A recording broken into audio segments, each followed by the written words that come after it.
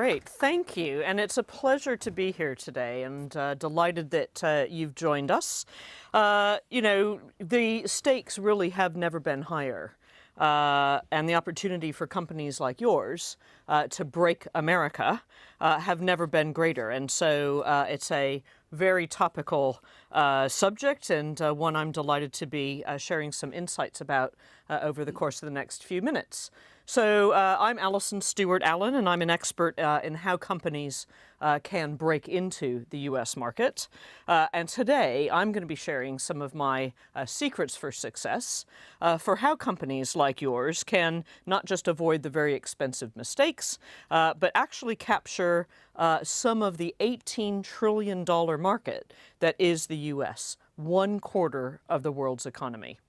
So a few ways we'll do that over the next 15 minutes or so. The first topic I'll tackle is how the threads of our history are still woven into how we do business today. The second part, we'll look at what to know before you go, a few of the rules of the game of American business, and finally, what you and your business can do to make sure that you're successful there. So we'll start with our history lesson. One of the things that defines us is our entrepreneurialism in the U.S. Looking at Silicon Valley, looking at tech clusters there, looking at biotech, looking at a lot of innovations increasingly, and looking behind who has started those businesses. And if you think about the fact that the first Quakers and the first basically folks that left the UK to set up a new life in the US, those people we would today call entrepreneurs because they risked everything. But we wouldn't have labeled them that in the 1600s, but by definition, they are entrepreneurs. And so in a way, the country's founding is based on that attitude towards setting up a business or taking a huge risk, knowing that that will pay off and will make it pay off.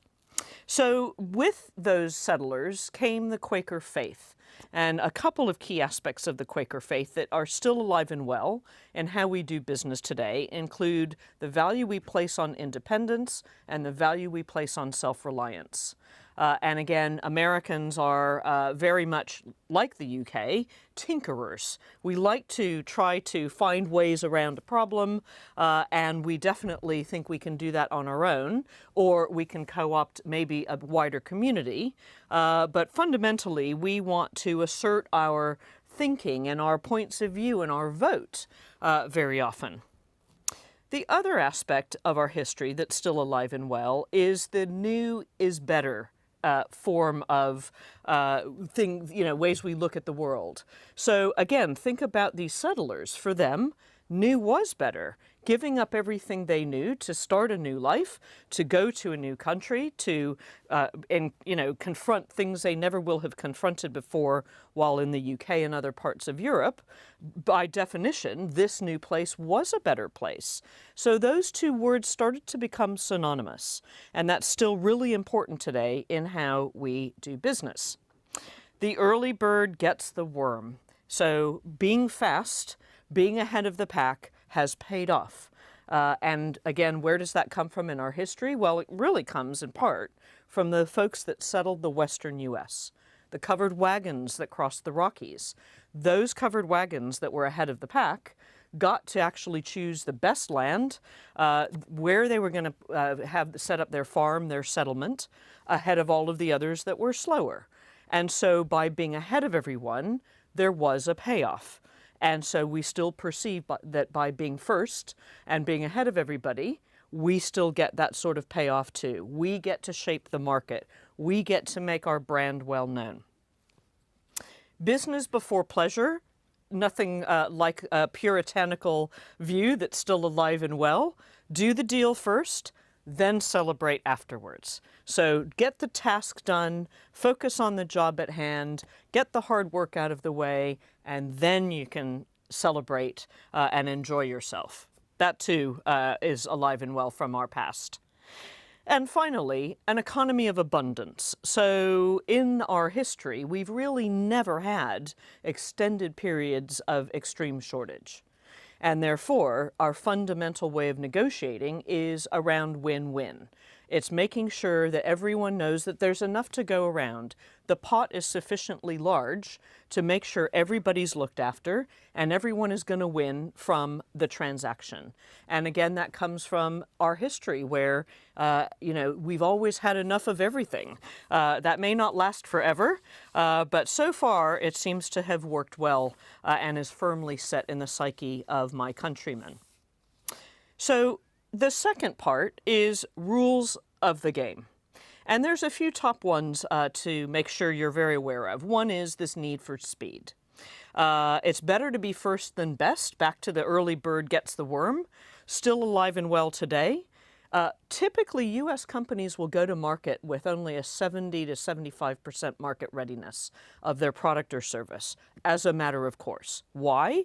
Because by being ahead of everyone and making mistakes as we go and learning while we're participating in the market, we're highly participative. So by shaping it before everyone else, yes, we make mistakes, the product isn't perfect, we'll apologize, we'll pay the people off with our apology, and at the same time co-opt them to be part of our beta test group for version 2 and version 3. So while we're apologizing, we're also learning a lot. And while we wait to get to 99% readiness, very likely the market will have moved on. So rather than that, why not participate and learn on the job? The second thing, in terms of rules of the game, is be a Darwinist. Americans, if there was a national religion, it would definitely be Darwinism. Because fundamentally, we think that if people aren't, or businesses particularly, are not changing, they deserve to be out of the market. It sounds very cutthroat, and it sounds like what happens in a very crowded marketplace, and it is a very crowded marketplace. So thinking about new is improved, new is better, definitely plays to our Darwinist tendencies. Next is confidence. Americans are really bullish. Now, it may come across as cocky and overconfident and maybe boastful, but in actual fact, we just think we're doing a great job selling. We just think we're telling you about all the fantastic attributes of our product or service, which sounds like 11 out of 10 on the dial from this side of the Atlantic. But over there, it doesn't seem in any way extreme at all.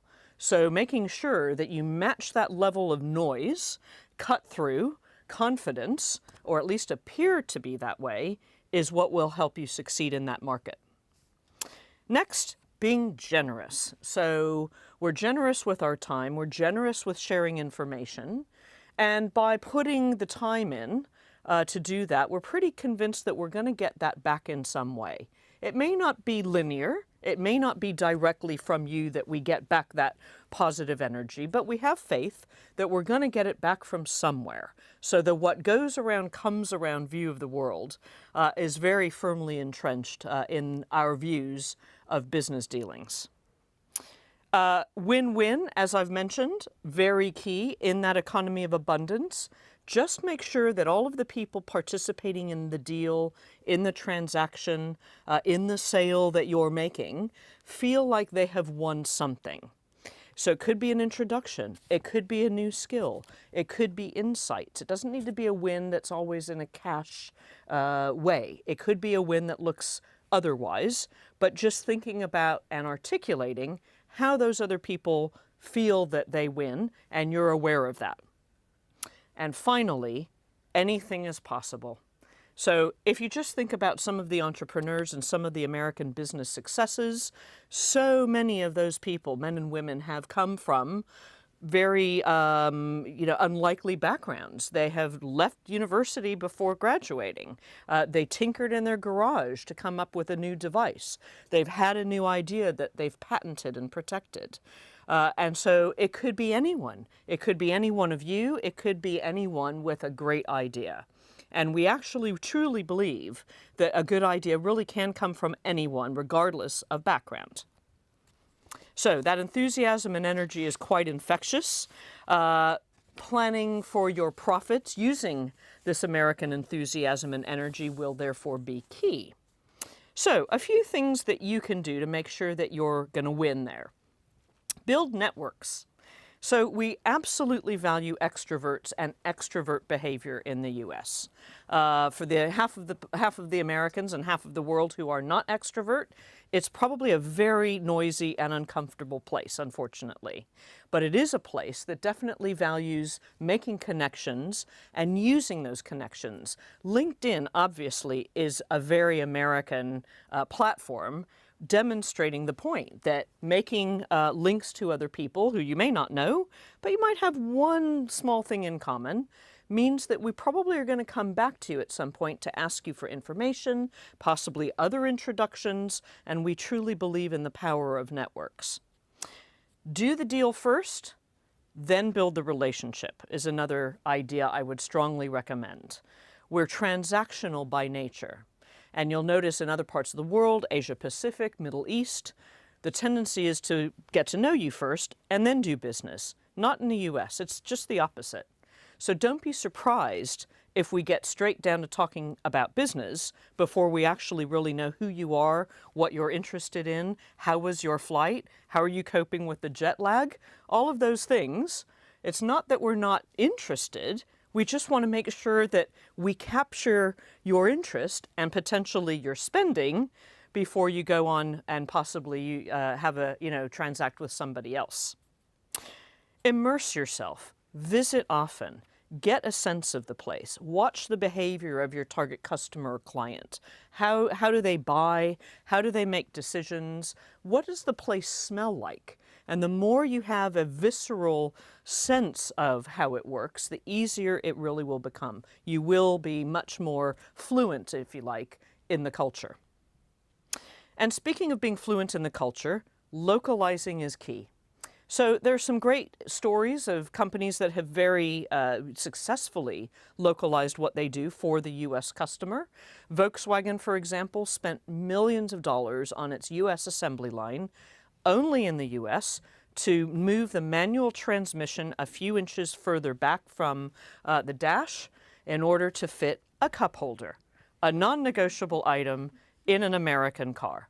Did they spend that to retool the lines in Europe? No. Did they do it for the American consumer? Yes.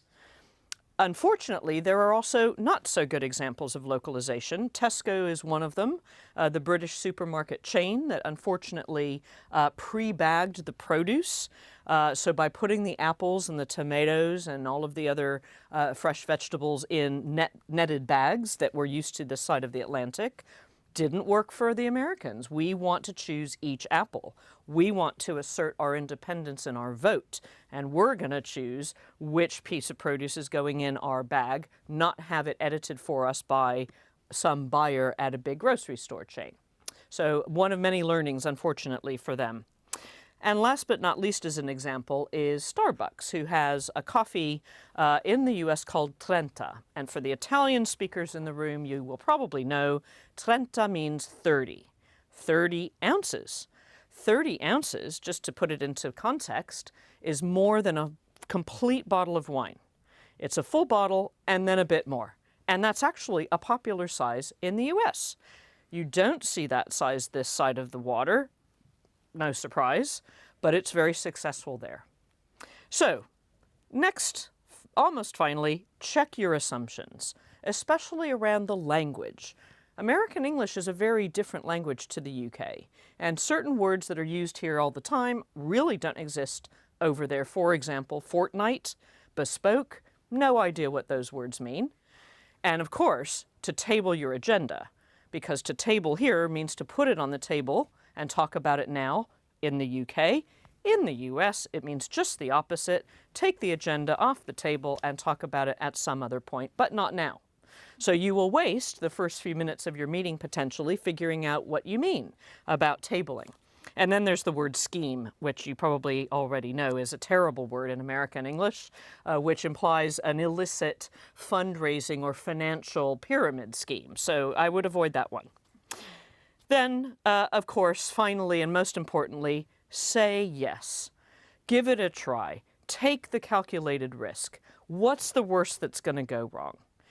be up for trying something new and matching that enthusiasm that you'll find from your U.S. counterpart. So get planning, get meeting, get visiting, and enjoy the experience, because you're going to find that Americans are open. We're huge fans of the UK, the fantastic ideas that come from this country, and the opportunities are enormous. So I look forward to hearing your stories at some point about your success in the States. Thanks for listening.